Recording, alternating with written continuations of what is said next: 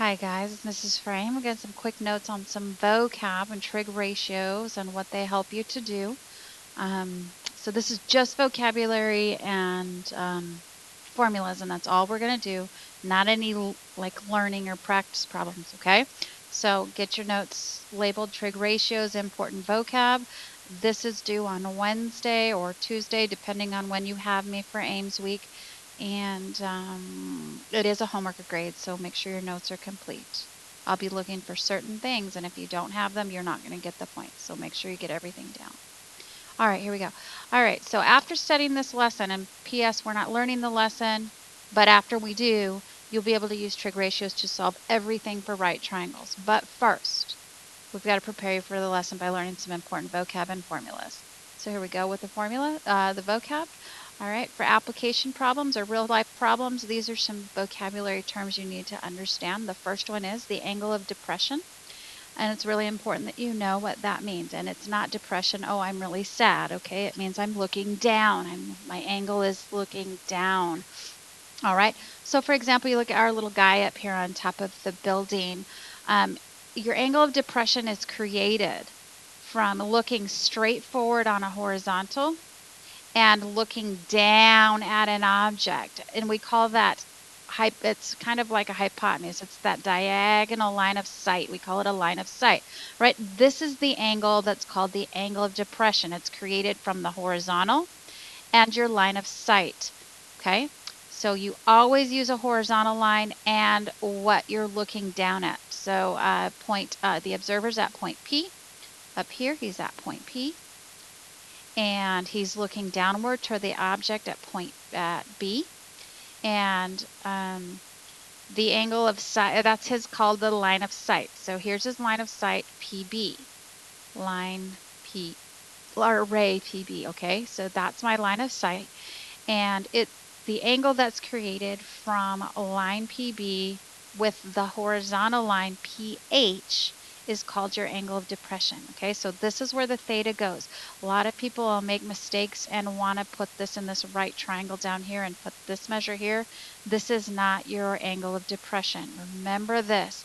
The angle of depression is never created from the vertical leg. It is always created from a horizontal line. If you look straight forward and then you look down at the object that you want to see, that's your angle of depression. All right. All right, moving on is the angle of elevation, which is the same idea, except now we're not looking down, we are looking up. So if you look at your eye right here, here's your observer. If the observer at point A looks upward at an object at point C right here, the angle the line of sight, the angle that the line of sight, AC, makes with the horizontal line, if you look straight forward, is called your angle of elevation. So from your horizontal to the line of sight, I'm looking up at this object up at the air. This here is your angle of elevation. So again, remember that it's an angle that's created with a horizontal line from looking straight forward and your line of sight looking up at the object. So say you got a little kite up here in the air, all right? This is the angle that we're looking at. Here's where my eye is looking forward. So here's the ground over here. So here's my body and my hand holding up the kite, and there's my kite, and here's my little feet down here, and my little head with my eye in it. And I'm looking up at my kite, and I'm also looking forward. Notice down here is the ground. It has nothing to do with down here at the ground, okay? It's where my eye is, looking up at my object and looking straight forward. Again, never created from the vertical leg. And the vertical leg would be right here, okay? So, or it could be here. Again, it is this angle, horizontal and the hypotenuse, all right? It's always the horizontal and the hypotenuse. Okay, moving on, that's angle of elevation and angle of depression. Here's some important formulas. We're working on some polygons and some of the problems we're going to have to do. So if you want to find the sum of the interior angles of a polygon, the formula is the sum of the interior angles is equal to number of sides it has, that's an S, quantity of the number of sides minus 2, close the quantity times 180. So that's the sum of the interior angles. So for example, you say I have a triangle.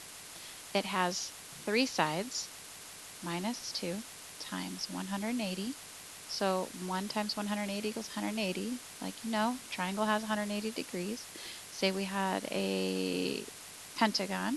Okay, that's got 5 sides. 5 minus 2 times 180. So that's 3 times 180. And that'll give you 540. So 540 degrees here, here, here, here, and here. So that's how you do interior angles of a polygon if you add them all up.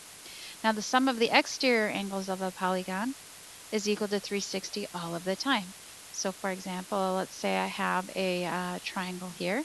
If this is the interior of my angle, so let me get a different color here. My exterior angles will be a straight line coming off of here, this angle, straight line coming off of here, this angle, and a straight line coming off of here, this angle. So if I add this one, this angle A, plus angle B, plus angle C, it'll add up to 360. So for example, let's say I have a pentagon here. Again, we go with an angle, this angle, and this one, and this one, and this one, and this one. All of those angles, A, B, C, D, and E, will add up to 360 degrees. Always. Okay? Now, those are important things to know. When we go to these ones are the ones you're going to use down here. So these ones are really important to find an angle of interior angle of a regular polygon. So let's say I have a hexagon here, a perfect hexagon. I'll just grab a hexagon for you really quick so we can look at that. All right, so let's say that this is a regular polygon, meaning all the sides are the same measure. Okay, so it's marked congruent. If I want to find the measure of one of the angles, that's what one interior angle. What I do is I take the number of sides this one has 6 sides, minus 2 times 180 degrees. That'll give me the sum of all of the angles inside, and then I'm going to divide it by 6. So if you do 4 times 180, and you divide by 6.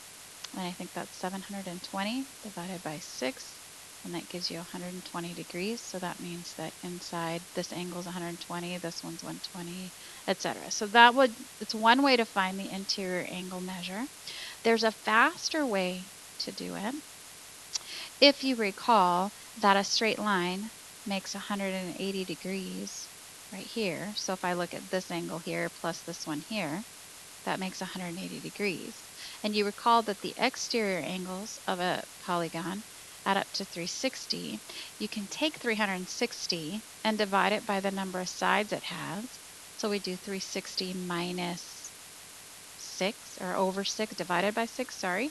And that would give us 6 goes into 360 60 times. So this would be a 60 degree measure right here. And if we subtract that from 180, that gives us 120 degrees.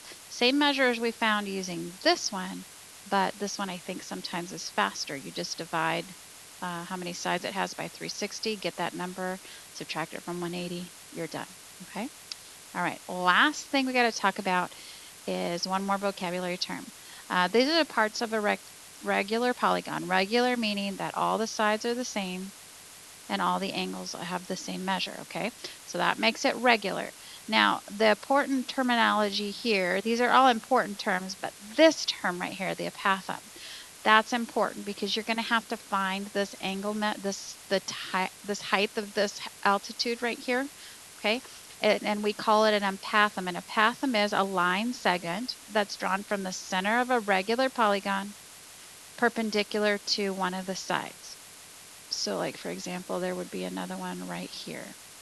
And what we do is we always create like an isosceles triangle with that.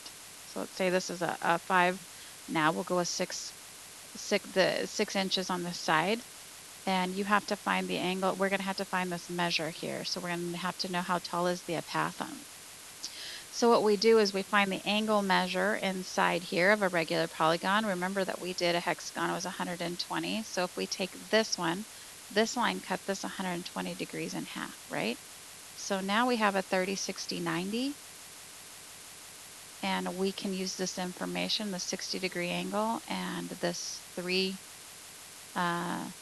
inch side here when we cut this in half, and we can find this measure here using tangent, opposite, over, adjacent, or something. So just know what the apothem is. It's a line segment drawn from the center, perpendicular to one of the sides. They're all over the place. There's one there, there's one there, there's one there. Okay, those are apothems. So that's what you need to know, and tomorrow I'll teach you a lesson. Have a great day. We'll see you later.